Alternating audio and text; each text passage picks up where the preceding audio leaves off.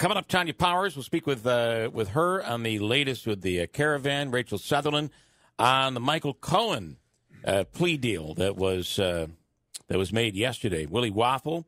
A couple of interesting movies and an interesting story this morning. Did you see what's going on at the Marquee Cinemas? I was just telling Jeff about that. Yeah, he was all excited about it. Well, think about how long really it's been there. Too. Think about, it's crazy to think about, but it's been there a long time. I guess it has. And if I still miss the mall, but I do too. Of course, but I think the mall misses the movies. Yeah.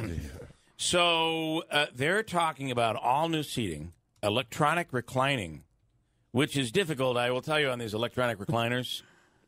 If somebody comes in and says, "Hey, come on down here and get some popcorn," it'll take you 30 seconds to get out of that chair. Trust me, we have one of them. Well, and that's the thing, yeah. I'll be right there. You're yelling to the doorbell. Halfway through the movie, I was finally comfortable. But they're doing that and reserved seating. Really? Reserved luxury seating. Did you see that part? I didn't see that part. Oh, yeah. So I don't have to sit in the front row and look straight up into the air? You could, ahead of time, either online or when you buy your tickets, you can reserve a seat. Wow. That's cool. Those are big changes. And here's the, I think, a pretty good part of this, is it'll all be done. There'll be 2 phases. It'll all be done by May, I believe. So the first phase, is it February, I think, if I recall? Yeah. And the second phase will be done by May. So I think that's going to be pretty big. There's a family in New Jersey who every year they do a massive Christmas display. And they were featured on the Great Christmas Light Fight the other night. I told you that show is cool. It'll be back on Monday on ABC. These guys were featured back in 2014. But their town says their lights are a safety hazard. They have been fined $3,000 for their Christmas light display. Here we go. They want me to pay for the police, and they also want me to pay for shuttle service from a private parking lot and bus people in that they want me to pay for. And I'm not doing it. This will be our 15th year. If they shut me down, they're going to have to talk to my attorney. So you think this is a First Amendment right? This is my First Amendment right. Free speech. Free speech and free religion. Why do you do it? An expression. Why such a commitment of time and money? Because I just love Christmas. I've lost a little bit of respect for the moron. Your lights are part of the I can't come up with a word. It's part of the commercialization of Christmas, you idiot. Yeah. That Santa that's going back and forth and fills up with air and deflates during the daytime, that's really not anything to do with Jesus. There was a story, actually, about a slashed Frosty the Snowman inflatable somewhere. Oh, yeah, I saw that yesterday. It was on security camera. And the other part of this, too, is that you really don't have, just because you own the property, there are certain restrictions, zoning restrictions, and that's all going to depend on what kind of zoning restrictions they have there. Or if you're in an HOA or homeowners association. Stop trying to be a real estate agent. We don't know this lingo. What are you talking about? Tanya Powers standing by from Fox News right now. Good morning, Tanya. Good morning. Hey, good morning. Which button is not plugged in here for me to? Is it this one maybe? Hi, Tanya. Can you hear me now? I can hear you. Gotcha. So a new camp has opened up, the latest in the Caravan, and there's some new restrictions or some new. I wouldn't call them restrictions. It's the lack thereof. They're saying they're not going to prosecute these people that have been arrested. Well, as far as the conditions, yeah, they're pretty bad. This is after they have, actually gotten a new, well, you could call it a camp. It's basically a sports field, like a baseball field kind of place, a sports complex. More than 6,000 people are packed into there. There's room for about half that many, honestly. The conditions are not good. You get respiratory infections, lice. It smells bad. They're very concerned about the people who are there. The mayor of Tijuana has appealed to the federal government of Mexico and said, hey, we need help, asking the federal government to send, help, send food, medicine, supplies and things like that. And he's also appealed to the UN for humanitarian aid as well. You got to be thinking that this is a huge expense for that community, right? Oh yeah, and there's no room. I mean, you've got people in these makeshift enclosures. They've got sheets of plastic. Some of them have tents that are not very. I mean, they're pretty flimsy. People are sleeping on sidewalks because they couldn't get into the complex, or decided, okay, I may have a little bit more room if I'm outside there. The UN Children's Agency, UNICEF, says it is very concerned about the well-being of these kids. About 1,000 of these kids are still waiting in Tijuana. According to the local officials, you've got about 6,100 migrants at the shelter as of Wednesday. 1,068 of those were children. I thought the comments by Geraldo Rivera the other day were quite surprising, especially with his support for the president. He really felt that this is just shameful. Tear gas. Yeah, he had pretty strong words to say about it the other day. Which I found to be a bit surprising. So, all right, we'll see where this story continues to go. Thanks so much, Tanya. We appreciate it. Okay, thanks for having me on. Tanya J. Powers from Fox News. Enjoy the weekend. A woman in Texas named Tracy Redford was flying Southwest with her 5-year-old daughter a few weeks ago, and employees at the gate made fun of her daughter's name. And she is extremely upset about it. It's the most ridiculous name I've ever heard in my life. Is this the one? Her name is ABCDE, and I don't see what's so weird about that. I mean, what's wrong with you? Is she suing? Probably. Abcade, is that how you would say It's pronounced Absidy. That's how it's pronounced. And Mom's like, what are you doing, making fun of my kid? Say hi to my son Hitler. What's the problem? I don't get it. ABCDE. Well, is how the child's name is spelled. It's spelled that way, but I mean, it's pronounced Absidy. I mean, what's the big deal? I just don't understand why people would be. Give me a break. This woman. I know people with worse names. Well, a lot of times, though, that's cultural, right? This woman just made some. There's some names that are just bad. Yeah, I guess you're probably because right. You can understand if someone's like they're not from the United States. Correct. It's not like a Mary or a Jane or whatever. And you see that at Proctor. There's a lot of names that but still, they're normal names, like for that culture. People who have names that are just like Tree, 2 Z's and an X. Yeah, and they're like Irish. You're like. Yeah, where'd that come from? Yeah, where'd that come from? My parents don't like me. How old's the kid? Do we know? I don't know, and I'm not sure that they really made fun of the kid necessarily. They just were kind of like amused by the name, and she took it as being that they were making fun of her, picking on her. The gate agent started mocking my child's name, laughing, pointing at me and my daughter, and talking to other employees. So I turned around and just said, like, hey, I can hear you. So if I can hear you, my daughter can too. Like, I'd appreciate if you just stop. What was she thinking when she named her kid Absidy? What did she think was going to happen? Right? What's going to happen? I'm surprised this is the first time it happened. Oh, it can't be. It can't be. I mean, Angelo what says about, she's 5. What about the girl's 5? Okay, well, she's going to have a long, it's like the Johnny Cash song, A Boy Named Absidy. Remember that song? Yeah. Great tune. And a UPS driver here in upstate New York named Jason Coronado was delivering to an animal shelter last month when a dog jumped into his truck and would not get out. So he adopted the pit bull terrier, and the terrier's name is, the pit bull's name is Ernie, and here he is talking about that. I thought he was going to talk. Apparently, he's not going to talk. So, ironically enough, actually, I was going to weigh in on the last story. Up and I was like, okay, well, usually dogs aren't a big fan of the big brown truck, and just sat there, and he did not want to leave. He is probably my idea of a perfect dog. He's a big lap dog. And the dog just got into his vehicle and would not get out. Isn't that called theft? Can you just show up in someone's neighborhood and take their dog? I think it was it was a shelter. Oh, it was a shelter dog. He missed that part. Well, he said he adopted it, but he was delivering in a neighborhood, and the dog got in his truck. He was delivering at a shelter. Oh, he's delivering. So the dog that lived there was like, Gotcha. "Hey, adopt me." The beauty of this show is that usually during some story, one of us doesn't understand it, and we end up having to repeat the story because I know when I'm driving down the road and I hear something on the radio and I miss it, like, damn it all! Yeah, what were they talking that. about? If only Jeff or Andrew were there to ask.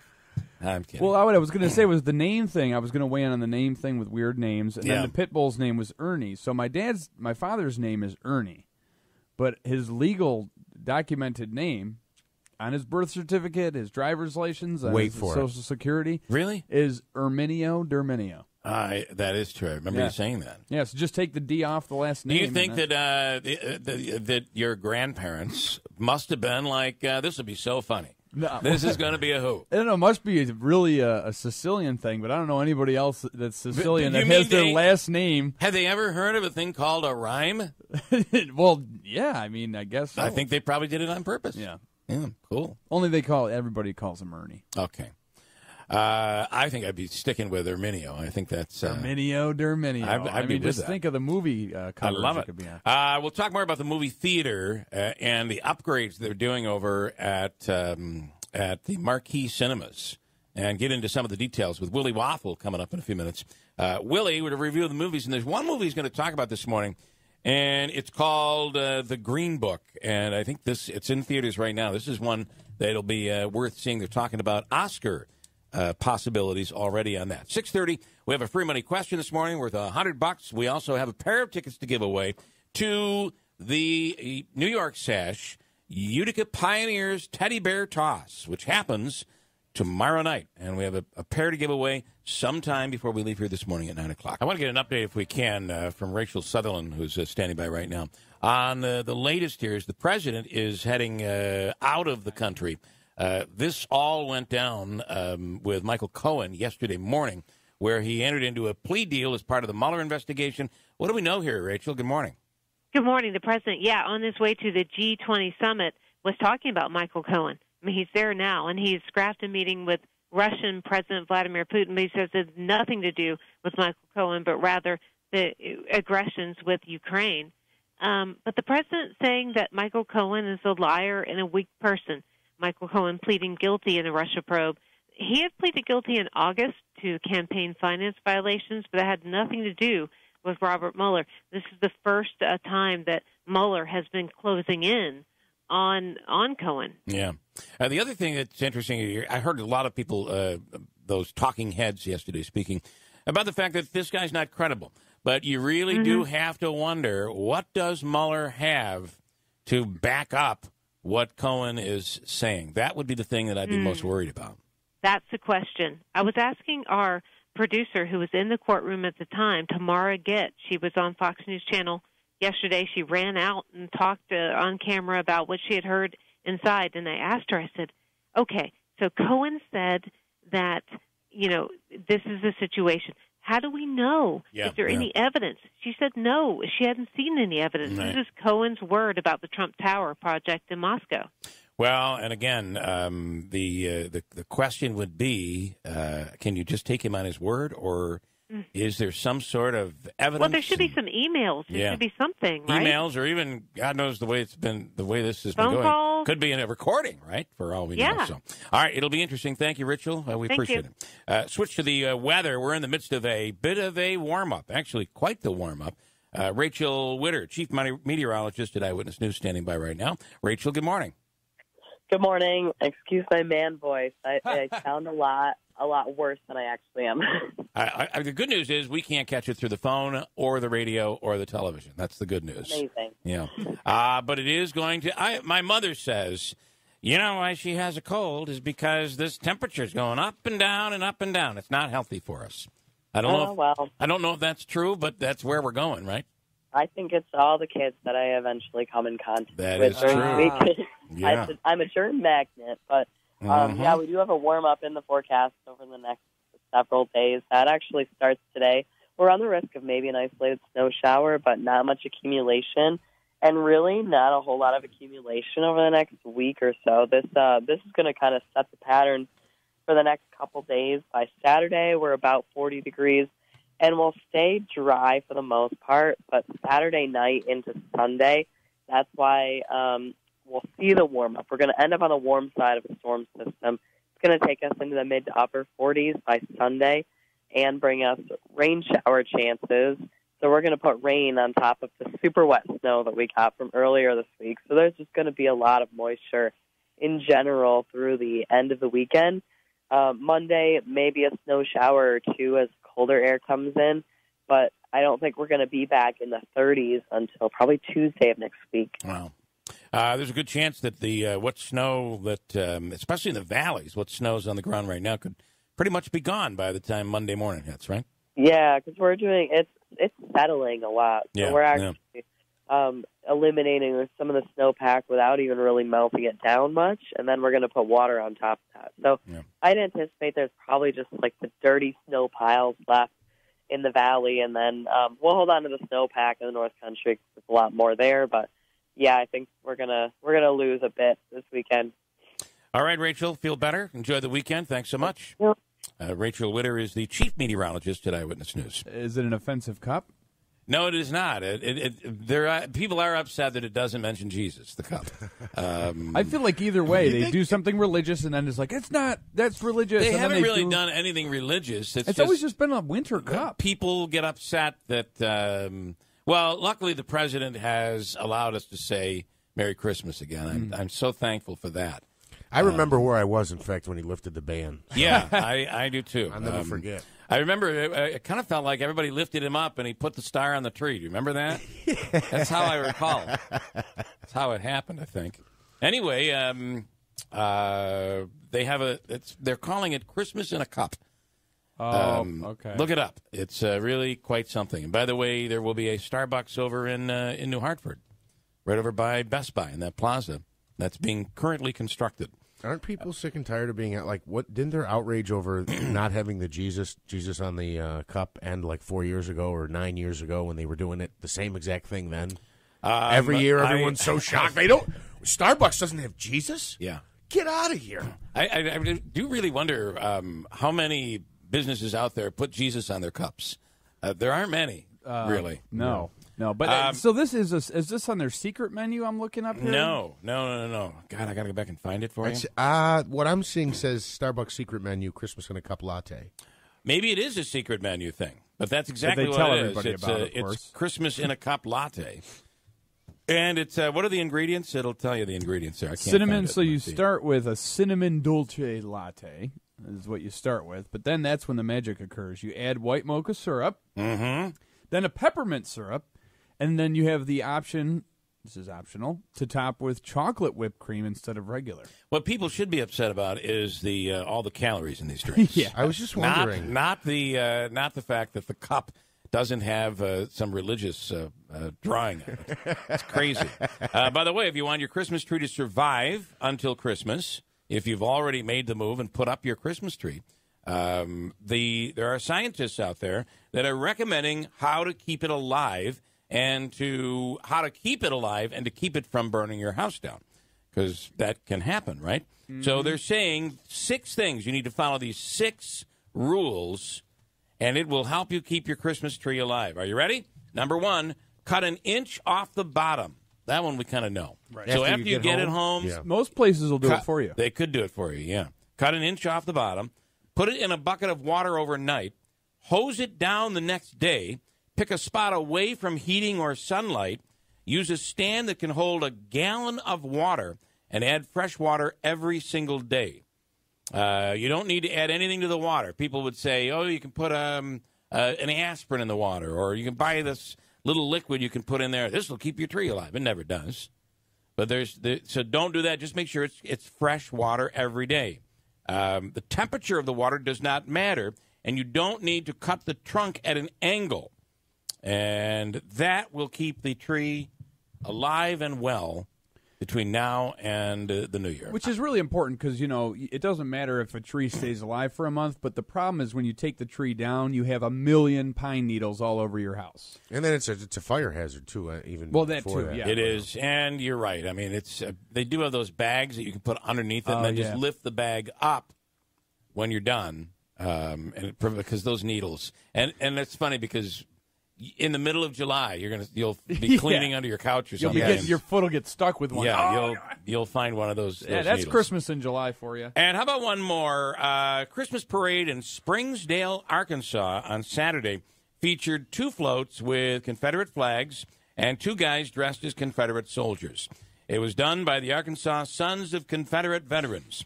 There's a video online where a kid asks if they have candy, and the soldier jokes he'll toss them bullets instead. Then the guy taping asks if they're fighting for slavery. Okay, listen, there's a difference between remembering and honoring your history right? And throwing in things like, we're fighting for slavery. We're bringing slavery back. Anyway, you want to hear a little audio on it? And then I'll bring it. Oh, yeah. Here we go. This is some audio as they were taping it. Why are there Confederate soldiers out here? I got bullets. And that's the candy line.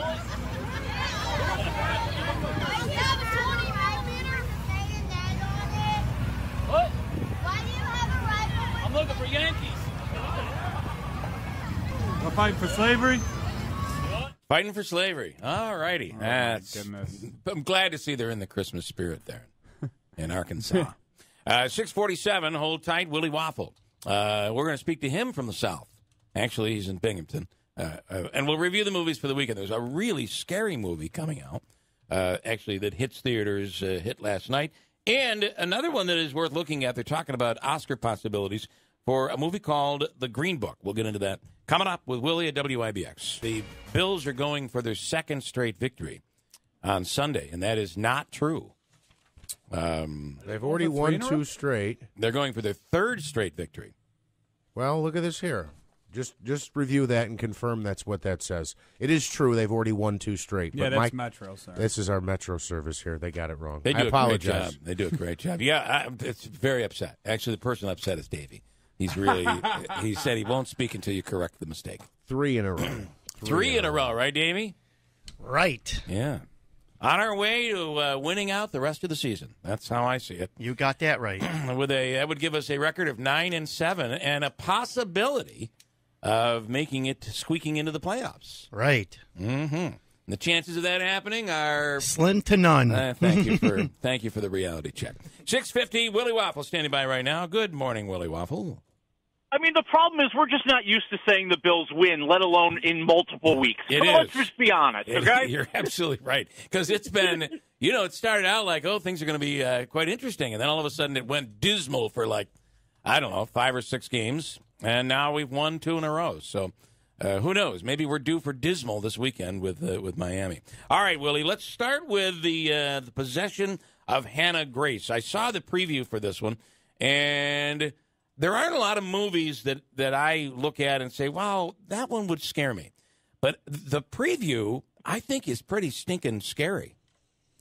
I think you've got a good setup of a movie, a good idea for a movie. And I agree. I think the setup is great. This idea that you've got Shay Mitchell, this recovering addict who's working at the morgue overnight, trying to get her life back together, and one night they bring in this gruesome body, and that's when things start to go bump in the night, and she starts to find out that it's the body of Hannah Grace, who died during an exorcism. And they just don't really execute it very well here. I mean, your first problem is Shay Mitchell is not a great actress. She just doesn't have any emotional range whatsoever. So, she's never all that scared. She's never all that angry. She's never all that anything. And then the movie kind of follows that. You've got the idea of how to set up a creepy moment, how to set up, those spine-tingling moments as you're watching something coming around the corner, or that you just saw something in the elevator. But it never is good enough. It's always very predictable, and the movie is very predictable on those levels. I have to say, one waffle, I was disappointed. Wow. Hey, the thing that about movies, right, is that they put so much into that trailer, and that trailer looked like that was going to be quite the scary movie, and the special effects on the young deceased lady, pretty impressive. At least it looked very impressive and pretty scary there. So one waffle, not worth seeing. Not really. Okay. Not really. It just, I guess, what do you expect from a horror movie that comes out at Christmas time? I mean, that's not exactly when you put out your best horror stuff. That's Halloween. Yeah. That's a very, very good point. All right, I want to before we switch to the next movie, which is currently in theaters, and you can see it here locally as well, which is called The Green Book. I want to talk about that. I want to tell you about the improvements that they're making to our movie theater here in Utica, the Marquee Cinema. Do you know anything about the Dolby Atmos surround sound technology? Are we going to walk in there and are we going to walk in and say, "Oh my God, the sound is incredible"? Oh, cool.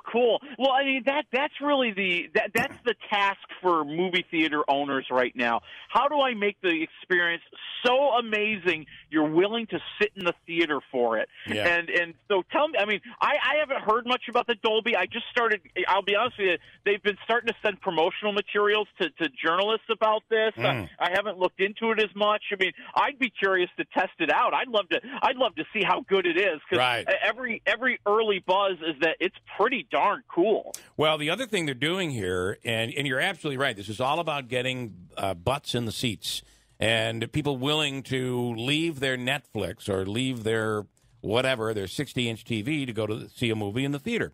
And this is going to include, and construction begins on January 2nd, they're going to redo all of the theaters, and they're adding electronic seats with footstools, and they'll recline. You can also get reserved VIP seating.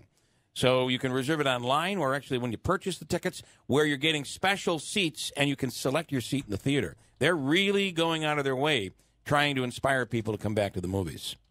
Oh, yeah.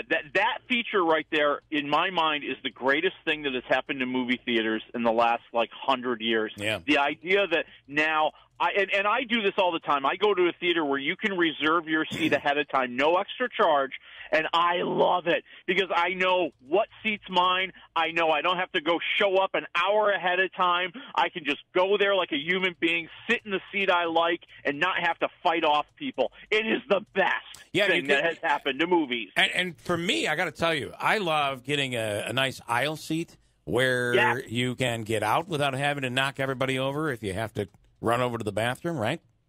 Yep. You can select that now. So I think that this is probably you're right. So you have this feature in the Binghamton area already?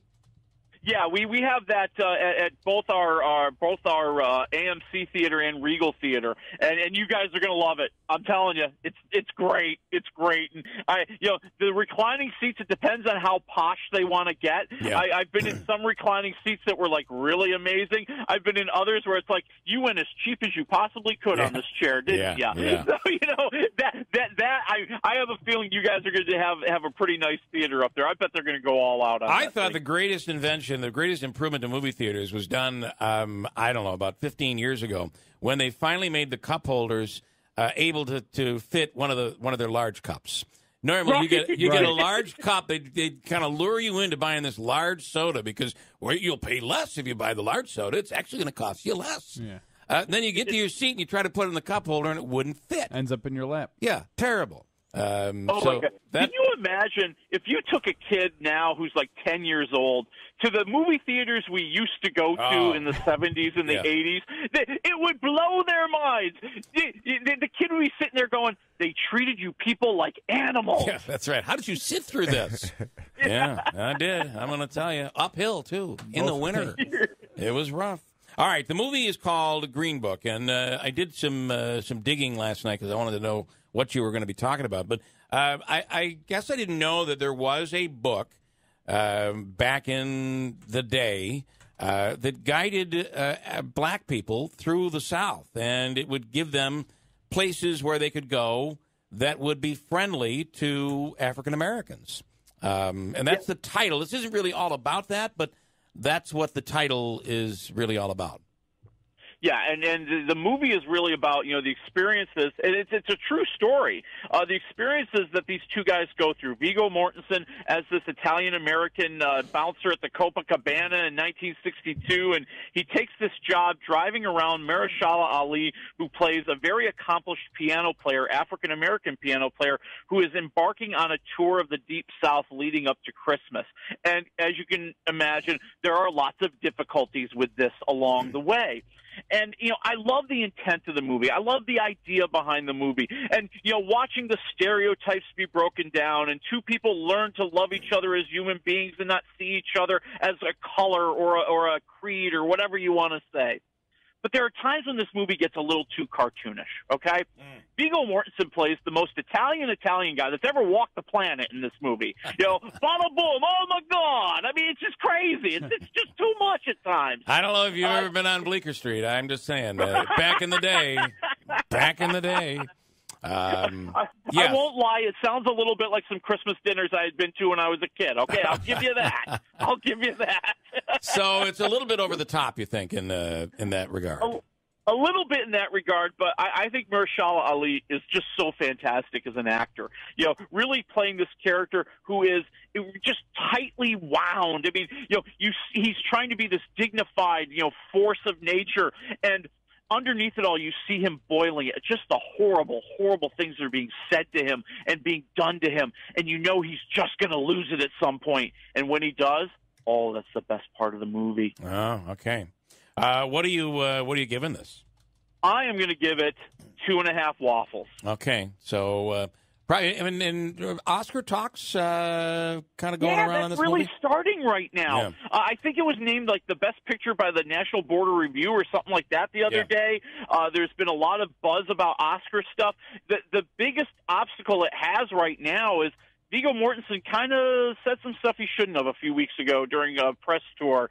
You know, he got into a conversation about the use of the really bad word that only rap stars are allowed to use. And he used the word, the N-word, and it became, Willie, I got to roll. I appreciate it. You have a wonderful weekend. All right, you too. I'll talk to you guys next week. I want to talk about, you have you have a lot going on. You have your Christmas party, which you do every year. Yep. Let's get into that first. Sure.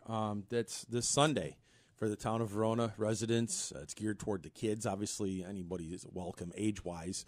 But hopefully Santa Claus will make it. He's never let us down. The previous 8 renditions of this, he's been there. So hopefully he'll be there. I think he's going to show up just to see the shirt. There is going to be the party itself is 1 to 3, but there's a little mini parade beforehand, about 12:30, give or take, with some of the local first responders taking part, cool. The sheriffs, the state police, and some of the fire companies. So that's a nice little, just a little something for the kids, bring Santa in like that. But the event itself, you know, we got a lot of folks that help make it possible because, you know, I put it on along with my family. Mm-hmm. My wife and kids help me a lot, but also a lot of volunteers. A shout out to like media like yourself for helping us, whether it's radio, TV, or print. You know, folks have always been really good about supporting things like this, so I appreciate it. Yeah. And but businesses have stepped up again to donate. Save On donated some nice prizes and gifts. Utica Coffee, you know, Frank and Heather and Michelle down there, they're always great about taking part in this. Recovery Sports Grill, Colgate Football, they donated some really nice stuff. Props to my buddy, head coach Dan Hunt, for doing that. I really appreciate it. They got a busy weekend coming up. Very busy weekend. And I'd love to catch some of the game. I'm going to catch just a little because like we're doing a charity event in the morning. My band is. Yep. And then later that afternoon's my fan club's Christmas party. But I got to get down there just to see some of it. Yeah. You know, I hope. What a talent. You know, they've had an amazing year. They have. How far they can go. They're just something else. Their defense. I went and saw them at the Lehigh game. Yeah. I drove to Pennsylvania because I couldn't see the home games. Mm-hmm. I had my schedule. But and Cornell Cooperative Extension, Kids at Night. I mean, these are some of the great volunteers that help. So all right, really cool. And again, times and how people can participate. You just need to show up. You know, it's for Town of Verona residents this Sunday from 1 to 3 at the Verona Fire Hall. And, you know, there'll be a lot of activities. There'll be singing. There'll be some Christmas stories and a lot of fun. Great for kids, great for families. Absolutely. So. Okay. I want to ask you, you're also releasing your a new album, right? Yes, sir. It's our 19th recording. And really excited about it. I mean, originally, it's been a work in progress for a few months. I originally wanted it out in the summer. It was going to be a double album to commemorate our 40th anniversary. The title was going to be XL, meaning Roman numerals for 40, but also XL for extra large because there's going to be 24 songs. Yeah. Things changed because one of the special guests that I wanted on it couldn't do it yet. Okay. So I decided, well, I'll split the album up, and I'll release what is coming out now is Hey, which, speaking of special guests, my buddy Rocco Dorsey's on it once again. He's helped us over the years. Over 10 years, he's been a special guest. When, you know, somebody can't go in the band, he goes and plays, and he's an incredible talent. To give you the kind of talent he is, he was featured by Gretsch Guitar earlier this year. They did a special profile on him. So his really talent's cool. incredible. Yeah. So he's on it, including one of the songs he wrote, $25. And then Ron Keck, owner of Subcat Studio, a VVS grad like myself. Except he's got a couple years ahead of me. Yeah. But anyhow, he's on it doing shaker on a song, a little percussion on a tune I wrote called Mexico. And then Todd Kearns from Slash's band. Wow. He's playing electric guitar on the opening track, and with Slash he plays bass, but this guy is so talented. He plays electric guitar, and although the recording, obviously to honor our the polka name, at least half of it is polka and waltz. But then the rest of it goes every which way. Okay. I got a song Mexico that's more of a different flavor. Daisy Dukes Cowboy Boots, that's more of a country style tune. And Rocco's song $25 is totally different as well. And the opening cut, hey, that's more like a Flogging Molly type of song. That's like up tempo, electric guitar, in your face, got a guitar solo. And so we kind of go all over the place a little bit, but our roots are in polka and waltz. But that's really when you go out to see you guys, come out to see you guys play. You'll do very unique, meandering, a little meandering. Yeah, and I love to be able to do that. The gigs that we can do that are so much fun because then it shows another side. Like, wow, I didn't know these guys could do that. Yeah. So I like to do that and kind of, especially people uninitiated with us because they see polka. Oh, you guys are Polish. No, nobody in the band is Polish. Really? Okay. Yeah. Really? You guys must play a lot of. We probably know 3 or 4 Polish songs. Right. Oh, really? Aren't all the polka bands the same? No, they're not. Yeah. That'd be like saying all the country bands are the same. That's right. Or all the rock bands are the same. Right. You got to have an open mind. Mm-hmm. Is Scher's German? German and Swiss. German, yeah. Okay, that makes German sense and too. Swiss. Okay. I want to play a little piece of it. But by the way, this is your 19th recording. Yeah. It's been a long time. 40 years we've been playing now. It's hard to believe. The way time goes by. It is. But I hope people are going to dig it. It was a lot of fun to do. And, it is what it is, but hey. I have to say, I had to have Davey show me how to use the CD player because we don't use them like we used to. It's changed a while. I remember being on WHCR and when I was going to get my degree at Herkimer, get the vinyl out. And someone said, they got CDs. And I'm like, what are CDs? Yeah. Well, that's really cool, but it'll never make it.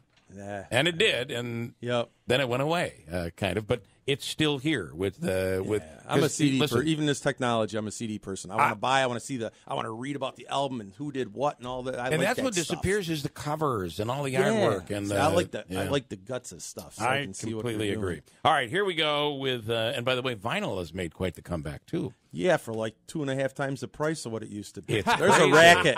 That's There a racket, is. right? They're getting like $20 for an album. Oh, because it's 1,468 grain vinyl. That's exactly what it is.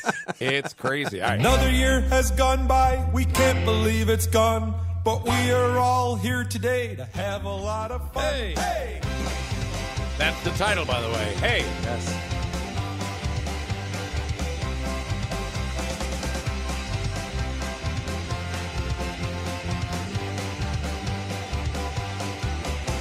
Another year has gone by. We can't believe it's gone, but we are all here today to have a lot of fun.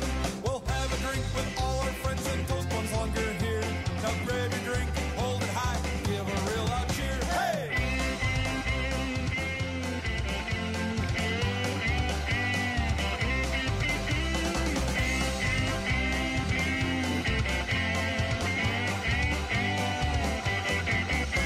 Well, it's so nice to see you. We hope that you've been good.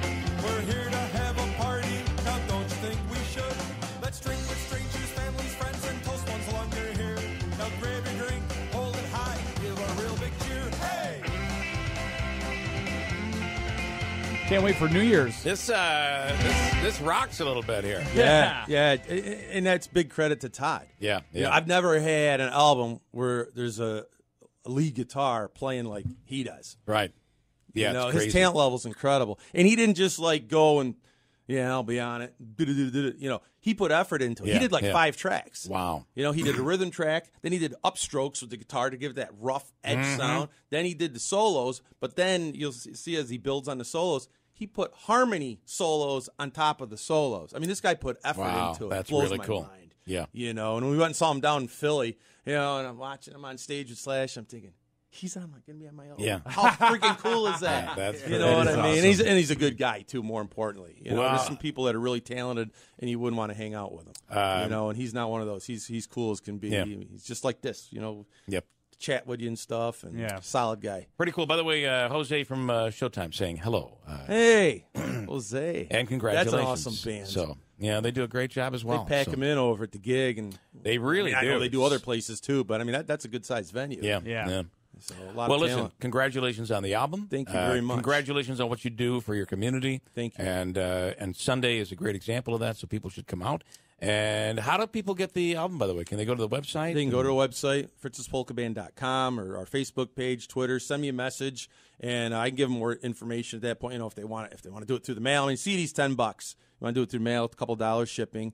If they want to go to, it's going live on CD Baby. It'll be on iTunes and all that. So, well, I don't really want to download the whole album, but maybe I want this song, sure, that song. You know, maybe some of Todd's fans are going to say, "Geez, I want the album, the song he's on." Hey, you know, but I hope people would like the whole thing, sure, because there's variety. I understand it's not for everybody, you know, but people got an open mind and they like some festive tunes. I cannot say I would ever go see a polka band, but I do go to see you, and it's an experience. I never know where you're going to show up. We were at Ithaca last year. Here's Bill Keeler and Joe Griffo, and I was like, what are you guys doing down there? Crazy, right? That was awesome. But we appreciate it, though. And wherever you go, you always pull a crowd. So congratulations on that. Thank you. It's not easy to do.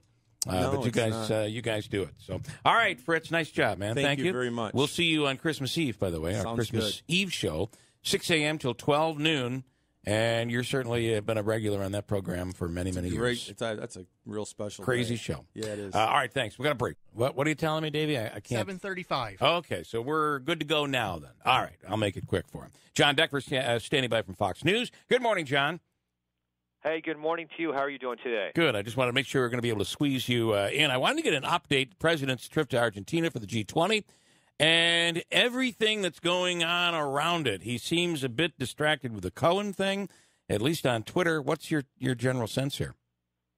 Well, that's right. I'm down here in Buenos Aires, and that's the first thing that the president tweeted about this morning was related to the Mueller investigation, not related to anything happening related to the G20. The president, as we speak, is going to be signing the USMCA, the U.S.-Mexico-Canada Agreement, which is the replacement or successor or trade agreement to NAFTA. It would still need to be ratified by Congress. The president, you may have seen, has canceled that planned meeting that he was going to have with Russian President Vladimir Putin. But some other meetings with other world leaders are now back on the agenda, including Prime Minister Shinzo Abe of Japan. That will happen in a few hours. And the president will also meet with his counterpart from Australia, also in a few hours. So a lot on the president's agenda over the next 24, 48 hours. The one thing that we learned is the president has changed his mind on meeting with Putin. And depending on who you watch, listen to, or read, some say it's because of what is going on with their military. Others say it's what is going on with the Mueller investigation and Cohen. What's your take on it? Well, look, I don't know, what the background is to the cancellation other than what the president has put out in terms of Twitter. He put out a statement in which he said these escalating tensions between Ukraine and Russia have led him to cancel this planned meeting with Mr. Putin. It doesn't help in terms of optics about what's going on as it relates to the Mueller investigation right now. But the president also indicated in that tweet that he's open to meeting in the future with Mr. Putin once those tensions are resolved between Russia and the Ukraine. Wouldn't this be a perfect time for the president to meet with Putin and send a strong message? It's interesting that they decided to cancel. Well, this is something the president said that he did in consultation with the Secretary of State Mike Pompeo, his national security advisor, John Bolton. So I think they all felt that you need to send a message that he is worthy of a bilateral meeting, a 2-hour set-aside meeting with the president, given what has happened in Ukraine over the course of the past week. All right, John, we appreciate it. We can hear a lot going on in the background there, and we really appreciate having the ability to make contact with you this morning. That's right. All I right. appreciate it. Thanks for having me on your show. We'll talk next week. Cool. Thank you so Back much. At the White House. All Okay. right. John Decker from Fox News. Great guy. Does a great job. Quick break, 7:27, birthdays. We'll talk about a little, it's hockey weekend, of course, with the New York Sash Teddy Bear Toss. But Sunday is also the debut of Utica City FC. Rob Esch is coming up. Coming up, we'll do our free money question of the day from the Hobeika Law Firm. Joseph and Andrew Hobeika give you a chance to win $100 in cash here this morning.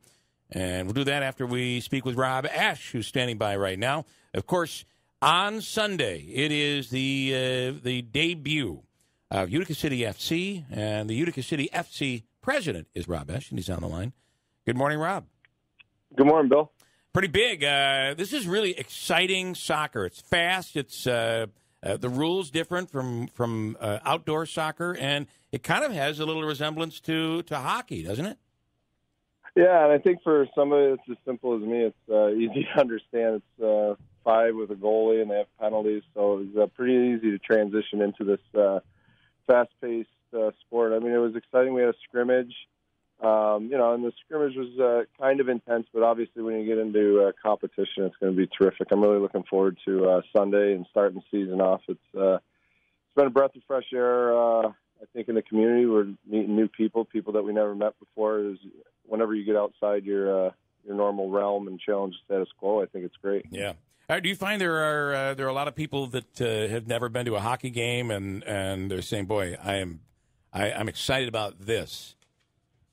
Yeah, actually, even the scrimmage that we had here, so we could kind of learn what we were doing. We had a free scrimmage a couple weeks ago, and there was a lot of people in the building I've never met before. And I think for me, that's personally exciting. It's the turf adds an element of a comfy, warm place to be. Yeah. As opposed to the ice, so it's pretty neat. Well, and I also have been really interested in speaking with the players this week. We've spoken to players and coaches from the team, and it is interesting. Each time they come on, they're talking about how the everything has changed at the auditorium. I was there years ago, and I came. It is just unbelievable, from the 72 Tavern and Grill to the concessions to the suites to just the overall look of the yard. What a transformation, and these people see it. Yeah, it's been terrific. Altogether, the audit authority's done an amazing job. Our staff's done an amazing job putting this together, along with the elected officials. And yeah, I did hear you were talking this week about the bigger nets out there, or something along those lines. Yeah. That was Jeff. I think Jeff was really busting your chops about how you what was it? Oh, that's right. Yeah. Your goal to save ratio? No, they said they score about 8 to 10 goals per game, and I said that's right in line with Rob's goals against average per game. I'll tell you what, there's not a more intimidating thing than walking next to a soccer net. Yeah, right. It's so huge, you can't cover the whole thing. Yeah, how about that, huh? Well, listen, it is going to be exciting, and I think it's exciting for a lot of people who never thought they'd see something like this. Right now, I know that they're practicing in Baldwinsville. It just works that way because this was all put together so quickly. Will the Nexus Center, when that is built, play a role in any of this? Absolutely. That was one of the reasons, they practice during the day. Right now, there's a transition period. We didn't get going on this till midsummer. So, before we actually started to commit to this.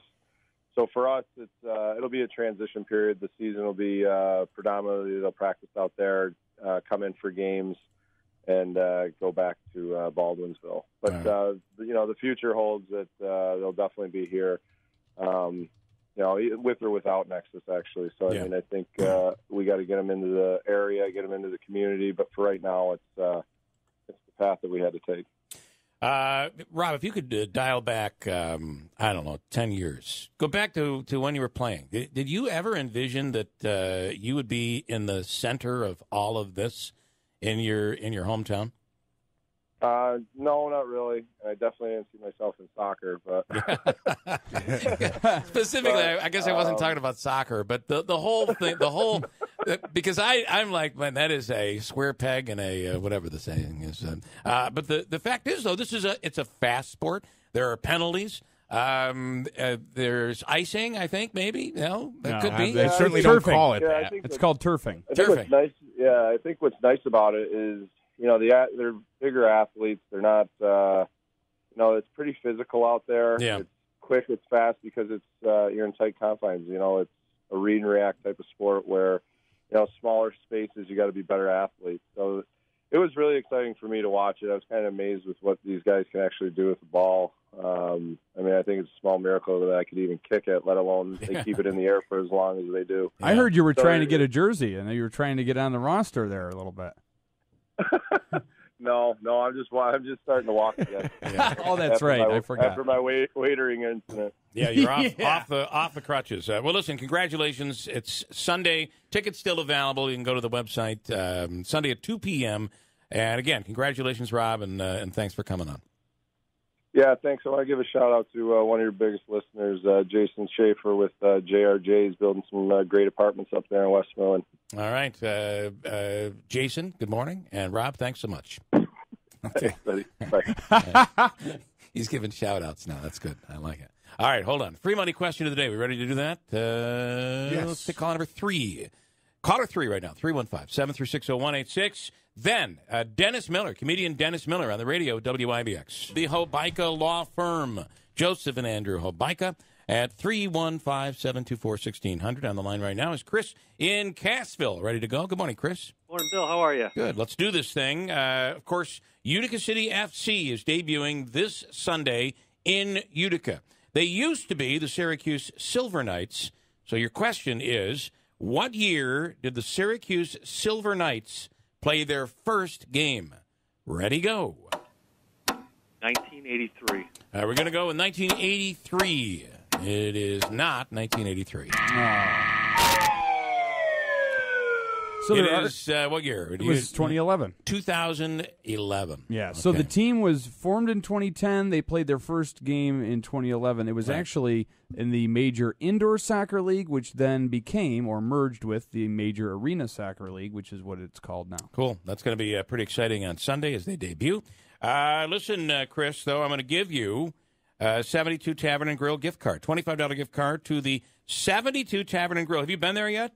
I have. It's great. Thank you. It is really cool. So you get a gift card in there. By the way, my favorite is the tuna tartare, and those tater tots are just unbelievable. Too many carbs for me. He could go before the Utica City FC. Stinking believable. All right, Chris, so we'll give you that. Davey's going to hook you up, okay? All right. Thanks, Bill. Thanks, man. Enjoy the weekend. By the way, the New Hartford Holiday Art and Craft Show is holding their first event. It's tomorrow, 10 a.m. till 4 p.m. It's an arts and crafts show at the Perry Junior High cafeteria. Most of the vendors, teachers, parents, and faculty members, it all benefits the Perry Junior High PTA. It is tomorrow at Perry, 10 a.m. till 4 p.m., the New Hartford Holiday Arts and Crafts Show. Coming up next, Dennis Miller on the radio at WIBX. Dennis Miller is going to be performing with Mark Stein, who, by the way, just the other day was filled in for Rush, right? I think he's Rush's favorite fill-in. Yes. Yeah. Go-to guy. His go-to. Anyway, Dennis Miller, along with Mark Stein, performing their Adorable Deplorable tour, which is coming to the On Center in Syracuse on Saturday, February 23rd. Tickets are now on sale and available at Ticketmaster.com. Also, Dennis has a brand new stand-up special out there called Dennis Miller Fake News, Real Jokes, which premiered on November 6th, which was a perfect day because, if you recall, that was Election Day. And he's on the line with us right now. Dennis Miller, good morning. Well, if there's a coincidence as far as that being released on their day, imagine the horror when I saw that Mark Stein and I are in Syracuse the night Duke are playing the Orangemen at the Carrier Dome. Oh, no kidding. That for some detective work by the booking agent. Yeah, boy. Boy, is... I'd have a better time getting seen that night if I was a Chinese acrobat at halftime. Is there any way you could do the show at halftime? I mean, that might be that is, of course, traditionally the game where they break the attendance record every year. I know. Somebody went in and said, all right, we're going to throw a dart. Let's go there. And then I think the next night we're playing on a aircraft carrier when they're signing the armistice. You know, speaking of your show and the special, funny. Bill, that you just mentioned, I got to ask, all the headlines I see on you is Dennis Miller releases new special, and he doesn't want to do political humor anymore. What is with that? Oh, somebody just asked me what special it was, and I said it's the 9th, and I said I think I'd like to do a 10th, and I would just like to call it just laughs. Right. Away from politics. It was an easy enough answer at the moment. I didn't, if there's the interviewers themselves, I don't think any of them even do the headlines. So they just take the copy and they look through. I'm not saying I didn't say that, but that's the way I said it. I've got 9. I'd like to do 10. I'm thinking commemorating the 10th with just going back to laughs and no politics. So it was a pretty easy chat, but it became some sort of, Billy Jack manifesto.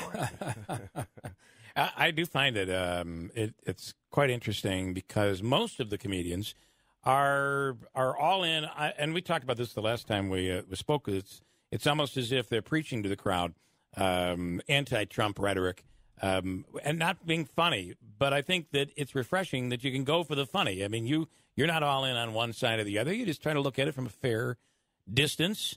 Carson used to do it that way. Everybody was subject to being the brunt of the joke. Listen, politicians are drips. I'm not a fan at all. One of the things I like about Trump is, given this, he made it till 7 decades in before he jumped into that cesspool. Does he play rough? Yeah, sure he does. Yeah. Do I think the rest of them are all saints in there? No, not at all. Give Trump this. His outer voice is an entirely accurate depiction of his inner voice. Hillary Clinton's inner voice and outer voice have never even had a cup of coffee together. It is true. This is probably the most honest president we've ever had. Certainly in modern times, he really does say what is on his mind. No hiding it. Yeah, well, I think since he doesn't drink, Twitter is his, lighting up idiots on Twitter is his cognac before bed. I think I notice most of the people urging him to quit tweeting are doing it on Twitter. So, listen, it'd be like going into 1453 and asking whoever in charge in Europe was to not use Gutenberg's printing press and to just continue to react to the press using calligraphy done by monks up on the hill that takes 2 years. You got Twitter. The press hates him. You think he's going to get an honest bounce from anybody there? He tweets. He lights them up. As I understand from somebody who knows him, and I've met the man once, but I mean somebody who's golfed with him, he likes lighting them up. Yeah, he thinks they're unfair, and he likes to get under their skin. And guess what? Every time he lays a lure out on the water, they come up like a deranged tarpon off monitor in the Florida Keys and take it all the way up. It's like watching Shark Week ads or something. They can't relax. They should be counterintuitive with him, and it would drive him more crazy. But after 2 years, if you can believe it, they haven't even noted that yet, that they'd probably bug him more if they didn't take the bait as much. Yeah, you're absolutely right. And it is funny how he'll lay something out there. And I can't think of an example right now, but he'll lay something out there, and he'll just say enough that everybody takes the next leap that oh my God, he's endorsing Hitler just by what he kind of said. But then he's always got that way to backtrack and say that's not what I said. A good example is during the 60 Minutes interview where he said they asked about the media being the enemy of the people, and he said, "Nah, I never said that. That's fake news. I said some fake news is the enemy of the people." Or fake news in itself is the enemy of the people. It's interesting how he totally was toying with everybody there. Yeah, well, I know they think he's stupid, and I would want to say then, what in fact are you? Because I think, in essence, he's turned organizations called 60 Minutes into 4 of the people that Warhol cautioned us would be famous for 15 minutes somewhere in the future. I don't think he's near dumb, and I think that they're proving their hubris. He's playing off that. He concedes that he's an egomaniac. They all act like they're doing God's work, selfless work. Oh, for God's sake. Yeah. Are you kidding me? You watch these guys sitting there, Chuck Todd every night, flailing away at this guy. He looks like the underinflated Dilbert balloon they put in the parking lot outside the Toyota-thon each year. Juan Williams always making that quizzical face like Jim Morrison when the cops are dragging him off the stage in New Haven. He's pointing out how completely full of it they are and how self-absorbed they are. And in that regard, he's winning. Now, out of the 10 tweets a week, or the 15 or 20, there's probably one that's not tactically smart. And I always think, I don't know what he's thinking doing that. And you know what he's thinking? He's a guy who's pissed off at somebody else, and he unloads on them, and it's not tactically smart. But he's not going to stop doing it. He's not going to stop tweeting. And guess what? If you had to pick me who I think might win the presidency in 2020 now, and you said, do you think it's going to be Cory Booker, or do you think it's going to be Joe Biden, or do you think it's going to be Donald Trump? I'd pick Trump. Yeah, because I don't think they have anybody close to lighting a fire that would even come close to. Even Cuomo, the governor of New York, is like, you know what? I've decided I'm not going to run in 2020. Well, yeah, because you'd get crushed. He wouldn't have a chance, you know?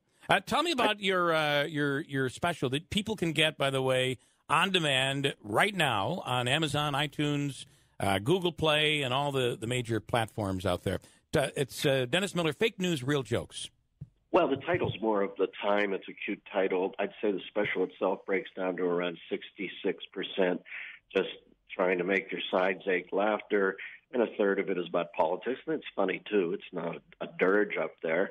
I think at this point in my life, after being the weekend update anchor and doing that show on HBO and being on a rally, at some point they expect you to talk about politics. That's why I'd say the 10th would be a departure if I went away from that. But I'd say I'm proud of it. I went back and watched it, and I think it's a light evening. Yeah, there's some jokes about some idiots, as there should be. But there's also just a lot of jokes about I'm a 65-year-old guy now, and I am as suitably cranky as they always warned you would be when you hit 65. You know, it's I'd say it's the get off my lawn thing. But it's probably been transposed to the southern border.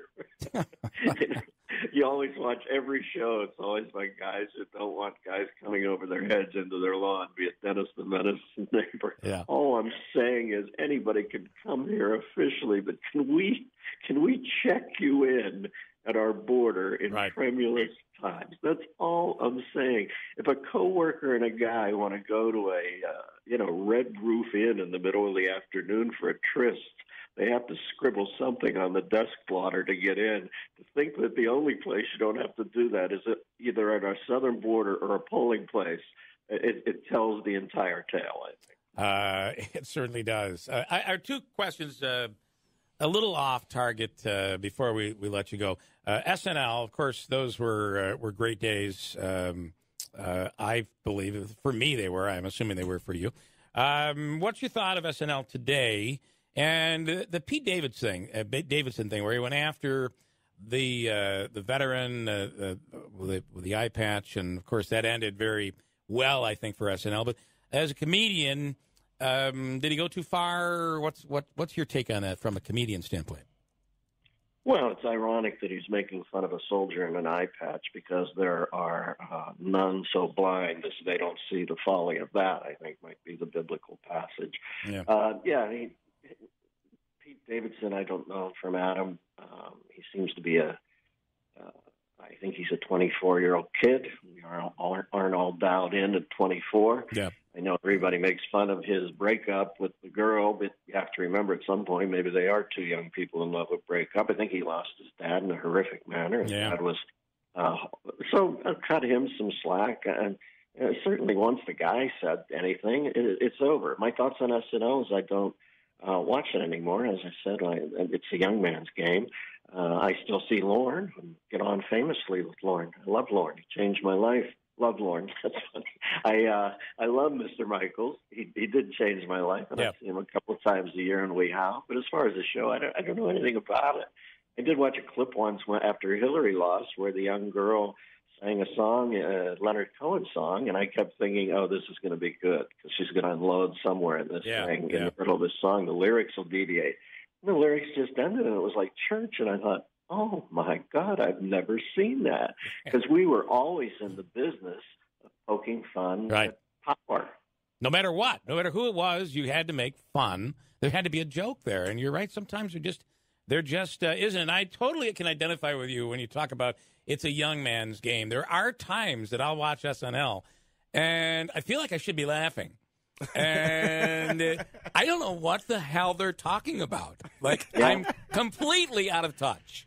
Yeah, it's like whenever we'll be listening to a beautiful song where there's a female singer who I enjoy immensely, Alicia Keys, singing New York, or some sort of beautiful song, and then the Jay-Z walks on stage. He goes, yo, yo, yo, and I'm thinking, hey, wait, I can't hear the song. And at that point, I officially know I'm an old man. That is so funny and so true. I am really looking forward to February 23rd. I know it's a ways down the road, but tickets are on sale right now. It'll be at the On Center. You can always tape the game and watch it when you get home. And there are plenty that aren't big Duke Syracuse fans. So it's Ticketmaster.com. Dennis Miller, I hope we do this again before then, and I really appreciate your time. Yeah, I'd like to. I'm going to send out free tickets to Roosevelt Bowie and Carmelo Anthony if they want to come over and watch the show. I got to do something.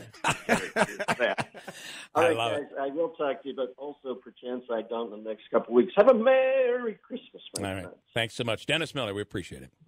And again, those tickets are available at Ticketmaster.com, February 23rd of all days, to have a show in Syracuse, New York. The day where they pack almost 50,000 people into the Carrier Dome to watch Syracuse play Duke. Wow. Got a break. We'll come right back at WIBX. He spent the whole time criticizing my driving. And hey, I saw your dad coming up that hill. Yeah, you notice you didn't blink there. You didn't turn on a signal light there. What's wrong with you? Listen, you passed, but get your dad in here. I want to retest I swear to God, I'm sitting over there. It's over by Roma's. I'm sitting over there, right. and that's where you take the test. Yeah. I didn't know that, but you do.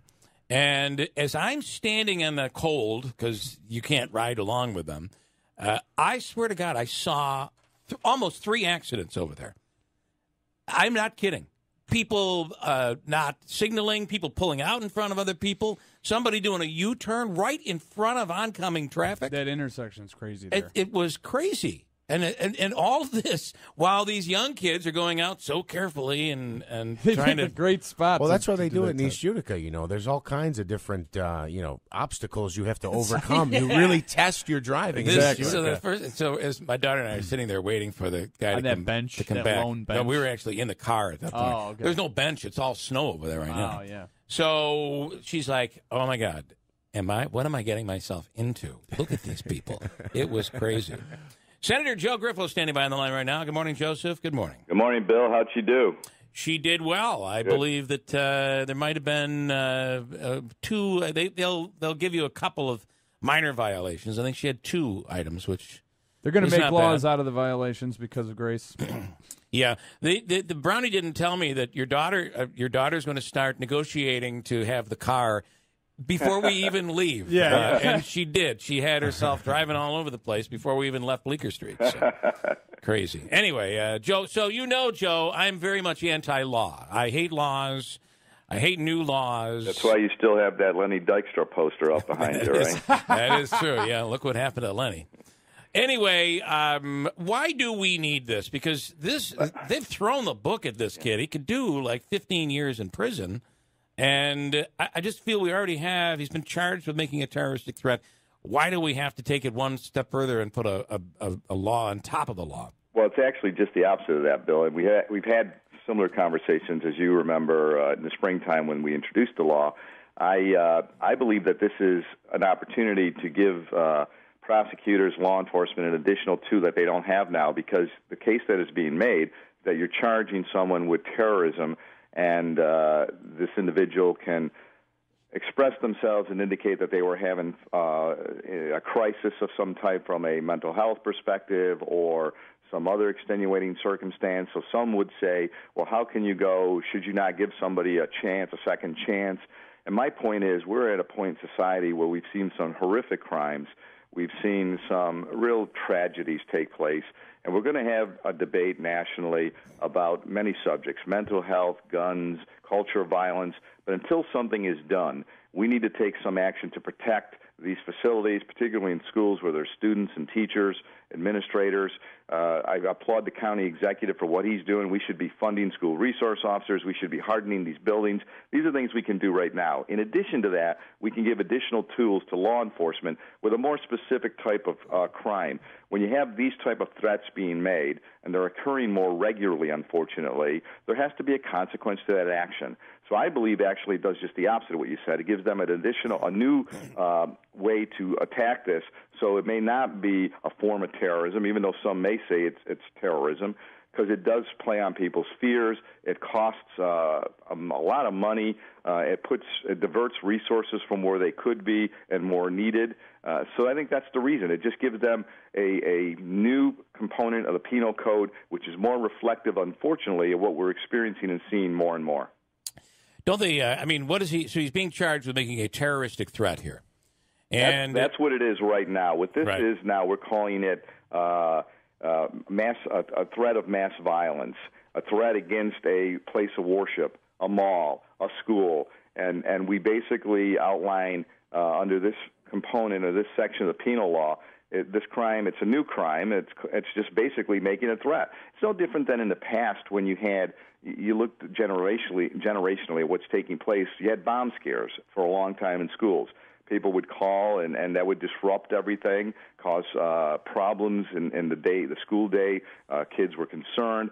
Sometimes people were doing it because they just thought they could get away with it. They might be having some fun. They didn't want to go to school that day. So you have to deal with these things. And this right now, in my opinion, is much more egregious because when you consider what's happening nationally and people have this fear in them already, to play on that and to cause this type of concern on parents, consternation for those who work there, it's just there's got to be a consequence to this. So maybe people will think twice about doing something like this, and even if they're having issues in their lives, this gives the prosecutors and law enforcement a chance to say, regardless of that, you need to deal with that, and you're gonna suffer a consequence. Are you saying that right now an underage kid could not be arrested for doing what this kid did over at Utica College?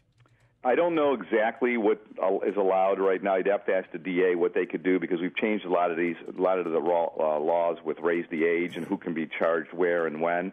So I'm not sure right now where they would fall into, right? But under this, it makes it specific and easy for a prosecutor to say, even though you're 17, you did this, it's going to carry this fine and this period of incarceration in a detention facility with children.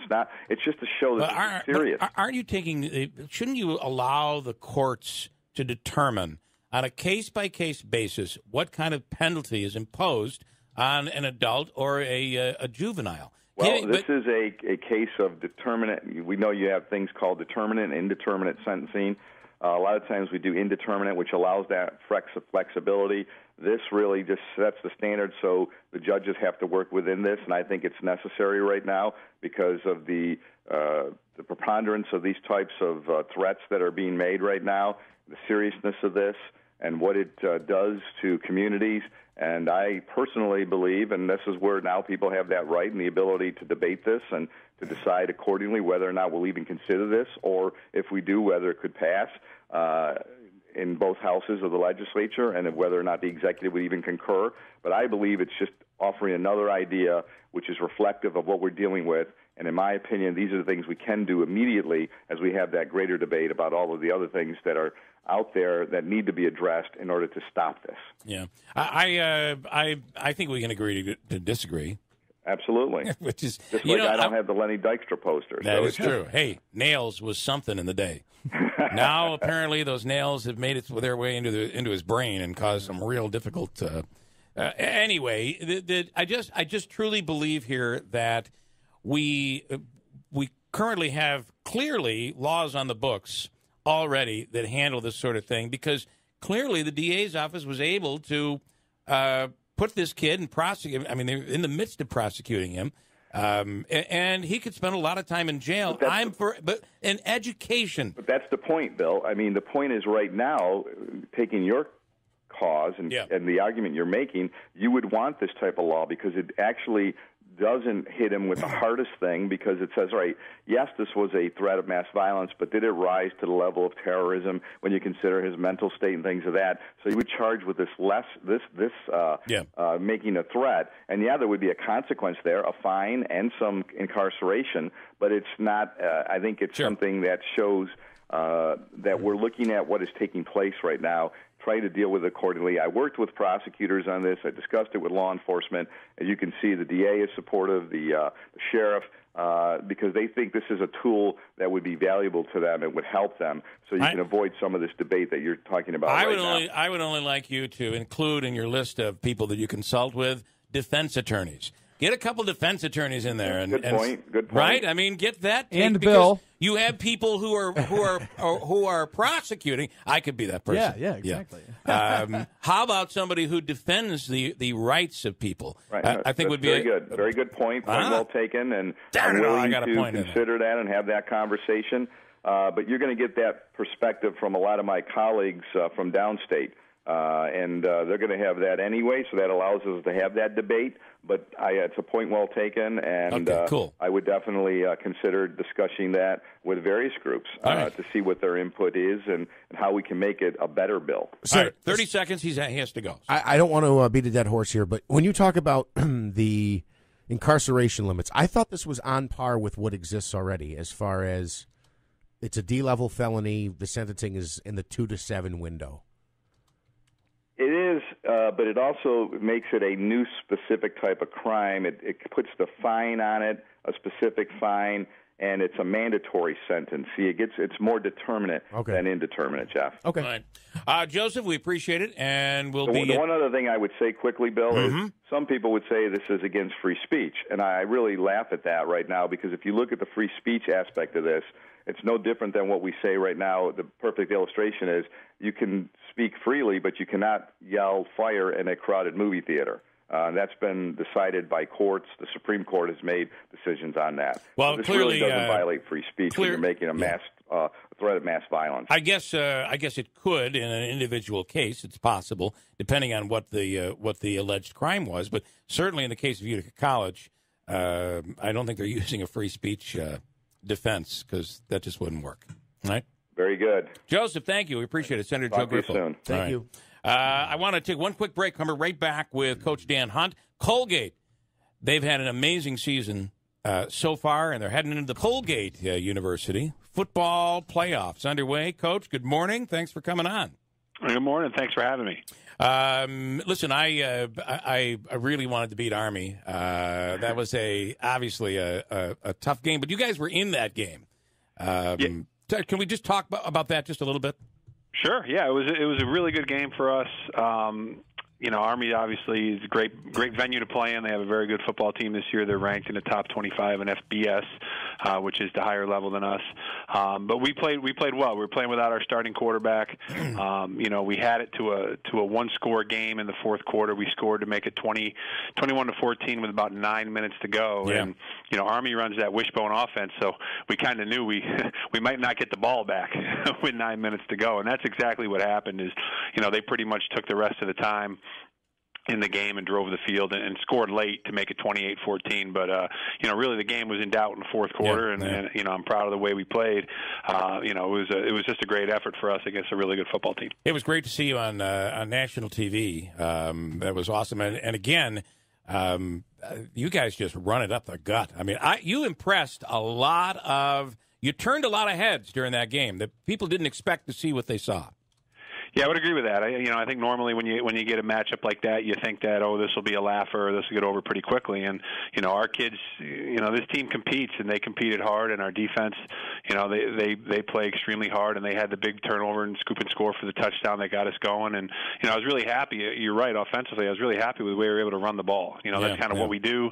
It doesn't always make for compelling TV if you're looking for a lot of points, but we do like to run the ball and control the ground game. And to be able to do that against them, really showed our players that, hey, they should have confidence that they can do it against anybody. Well, I really was hoping to have that same competition during the Syracuse game later on that day, but that was a blowout.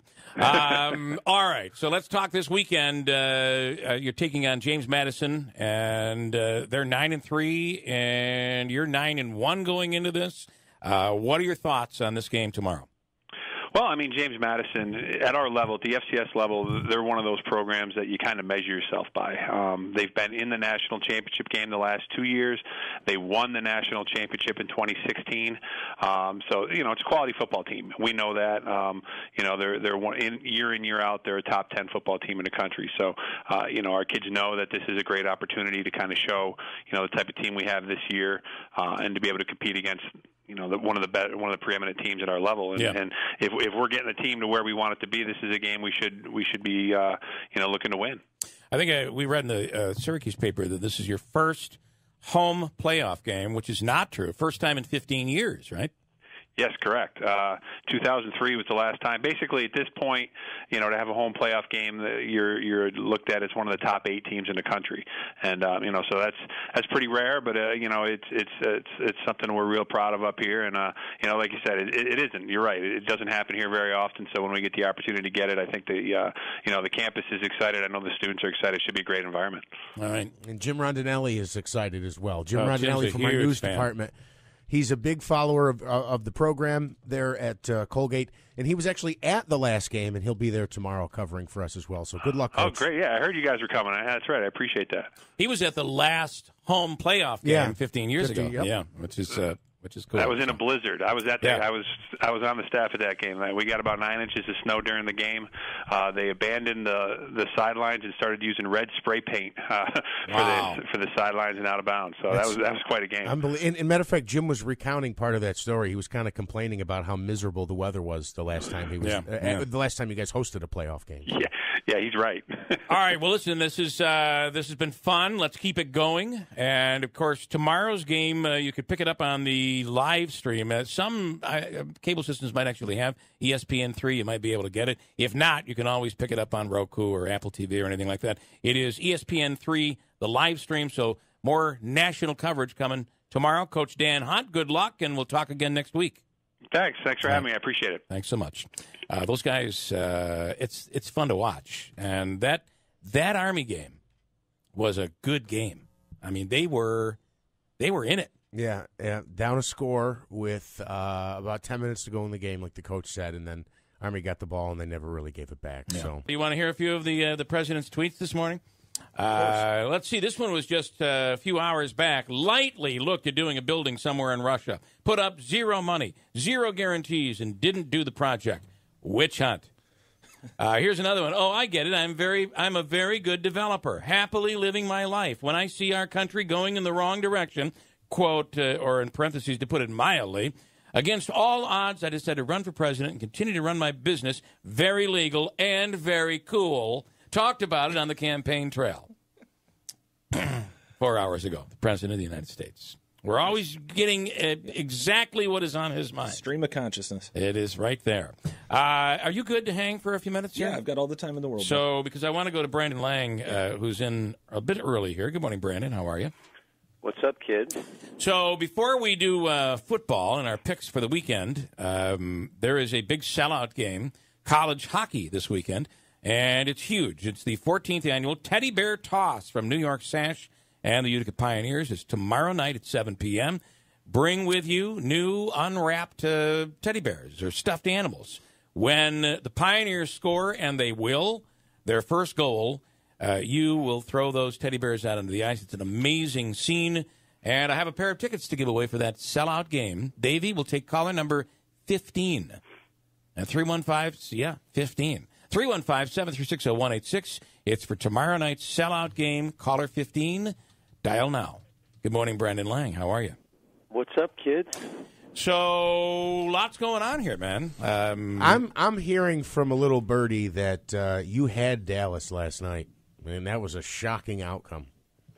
Not really. I did 14 radio shows yesterday, and I spoke about how the fact that I had a 150 dimer on the Saints over the Ravens, 150 dimer on the Saints over the Vikings, a 200 dimer on the Saints over the Rams, and a 100 dimer on the Saints over the Falcons. So I said if there's one team that I understand more than any other in the NFL this year, it's the Saints.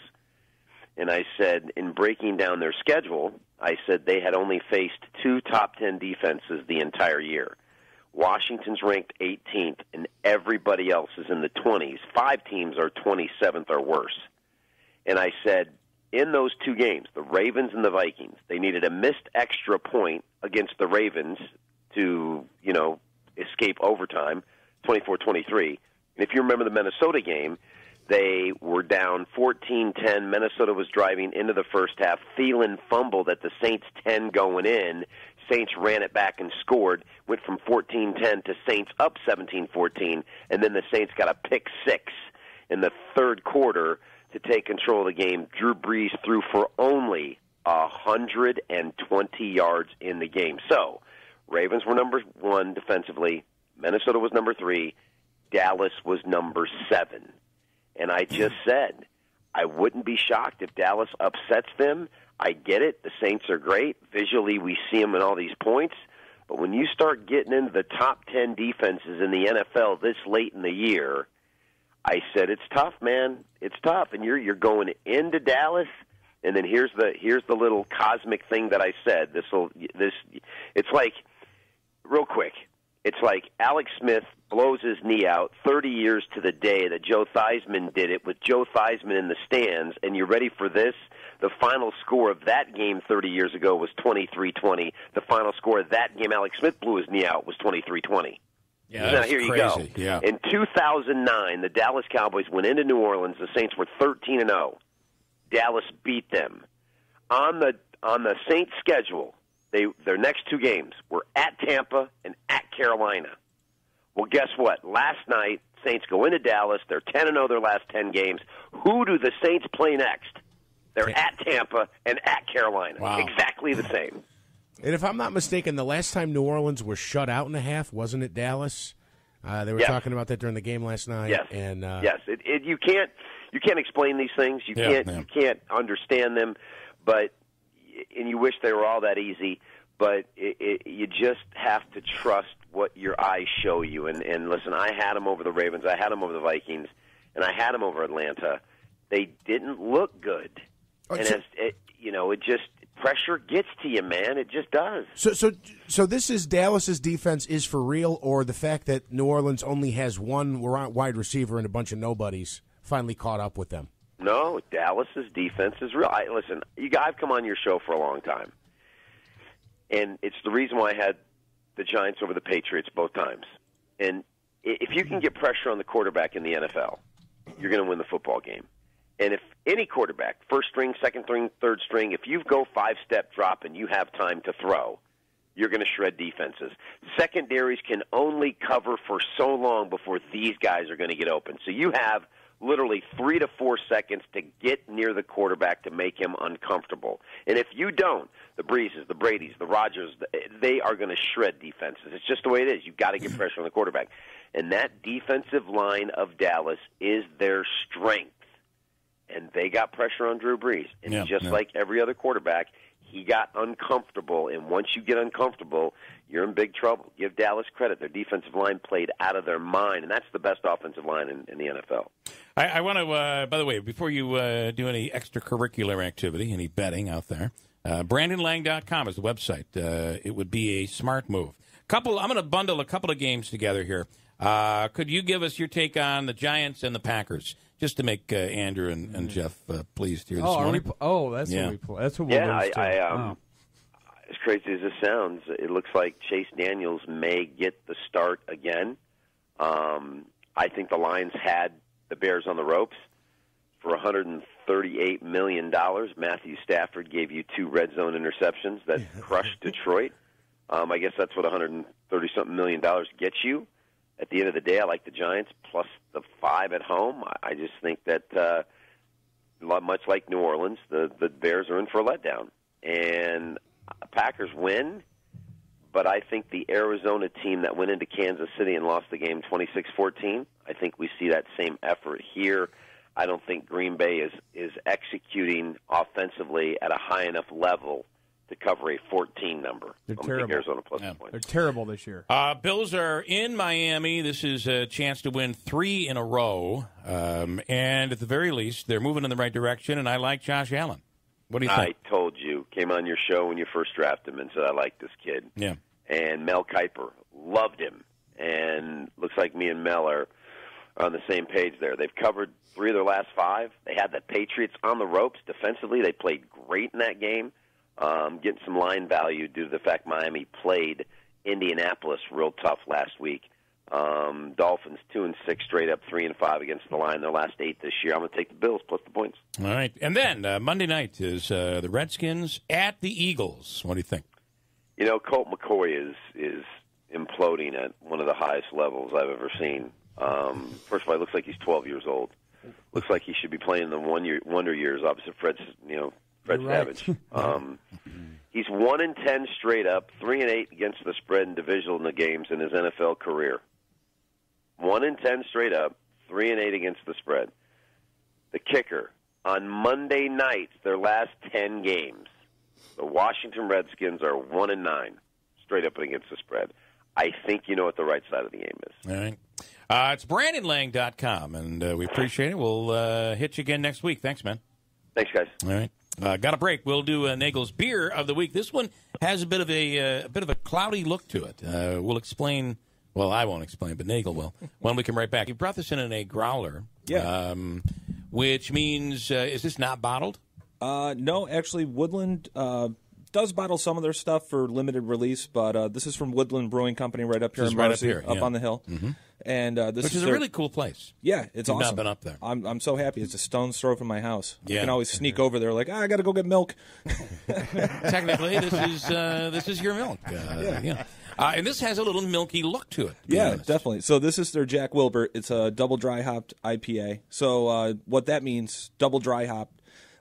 When you add hops to the boil, you're adding bitterness. But when you dry hop after the beer is almost complete, you're pouring hops into an almost finished beer and just letting them sit in there, and it gives it a lot of aroma and a little bit of flavor. But most of what you taste, you smell first anyway. So it's double dry hopped with a lot of New Zealand and Australian hops. So people think about hops and they think of New York State or Washington and Oregon or Germany.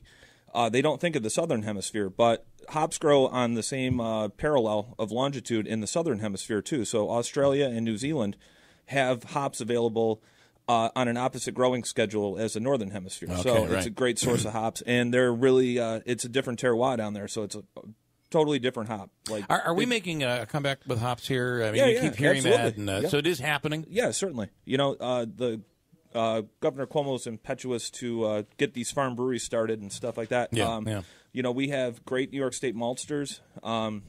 A lot of them in Madison County, a few up in the North Country towards Watertown, and tons and tons of New York State hops. So the bittering hop in this is actually 100% New York State Cascade hops. And then the aroma hops come from New Zealand and Australia, as I said. All right.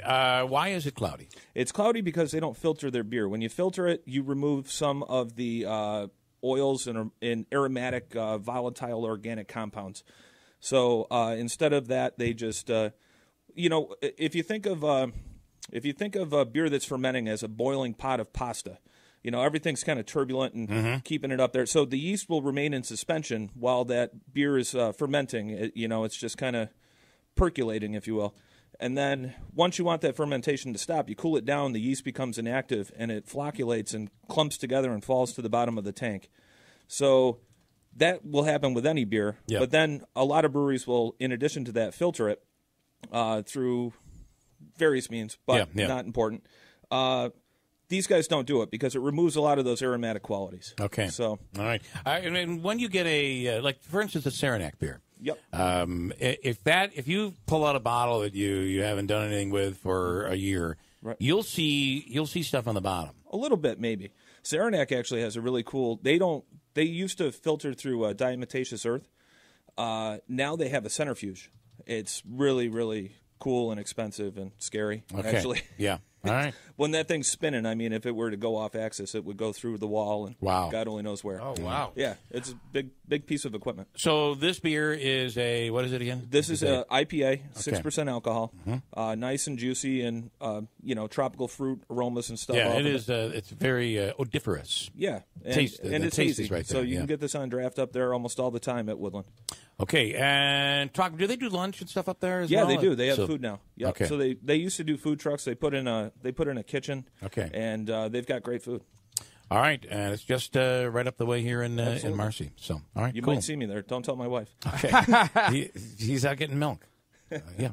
All right, quick break, and we'll wrap it up here for Friday. Heading into the weekend, heading into December, and some warmer weather on this first weekend of December. We'll fill you in on that. A few minutes to just throw out a few things that I have that didn't get to this morning, like the story about these two guys from Australia.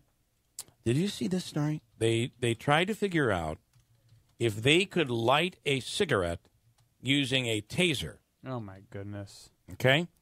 And the guy with the cigarette flipped out and landed on his back, but he was probably just acting.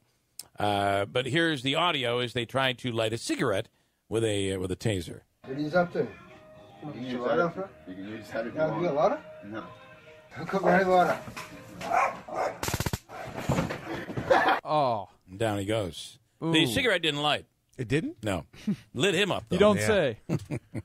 I think that would work. Let's not try it at home, though. UPS driver here in upstate New York named Jason Coronado was delivering to an animal shelter last month when a dog jumped into his truck and wouldn't get out, so he adopted it. I don't want to do that story. It's not that good. How about the fact that President Trump brought Christmas back? This week he actually issued a declaration of Merry Christmas. And I just got a great parody. And he's back.